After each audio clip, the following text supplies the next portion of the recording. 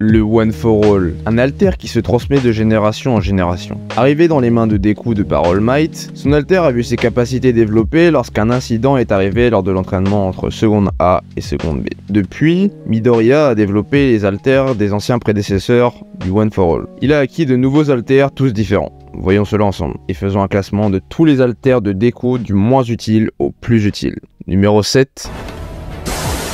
Écran de fumée. Cet alter vient de N, 6ème utilisateur du One for All. Comme son nom l'indique, la technique permet de générer des grosses quantités de fumée, ce qui rend l'alter très utile pour surprendre ou même pour s'infiltrer, mais la technique n'a pas vraiment de potentiel offensif par rapport aux autres alters en dessous dans le classement, ce qui le place à la 7ème place. Numéro 6.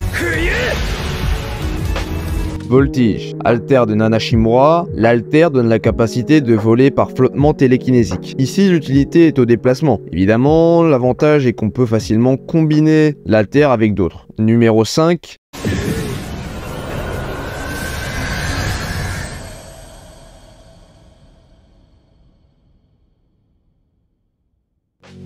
Black Whip. Première manifestation de la pluralité des alters du One for All, c'est donc le premier que Deku maîtrise parmi tous ses alters, hormis le One for All. Alter de Banjo Daigoro, le pouvoir permet de créer des sortes de toiles noires qui deviennent alors des extensions des bras de Deku pour attraper des objets, pour se mouvoir, tel Spider-Man en soi, et même pour capturer des ennemis. Deku le maîtrise bien mieux à partir du chapitre 256, où All Might le félicite pour sa maîtrise, et durant l'arc de guerre de la libération du paranormal, on voit qu'Izuku peut s'accrocher au bâtiment, utiliser son Black Whip depuis sa bouche, comme fait Tsuyu avec son alter, ce qui nous montre bien la maîtrise dont il fait part. En fait, l'utilité de cet alter se traduit pas forcément par l'alter en lui-même, mais par la pluralité d'utilisation qu'il peut amener. Numéro 4, détection de danger. Alter du 4ème utilisateur du One for All, Ikage Shinomori. Comme son nom l'indique, l'alter permet de détecter les menaces potentielles aux alentours, permettant de réagir très rapidement. C'est comme le pouvoir de Spider-Man en soi. Numéro 3, Gear Shift. Alter du 2ème détenteur du One for All, ça donne la possibilité à Deku de ralentir ou accélérer les différentes choses qu'il touche. Exemple, il va ralentir son adversaire et accélérer son mouvement. En bref, l'alter peut modifier les lois de la physique. En plus de tout ça, il peut combiner avec Fajin et One for All pour arriver à 120% du One for All, ce qui le rend complètement cheaté. Numéro 2, Fajin, alter du 3ème utilisateur du One for All.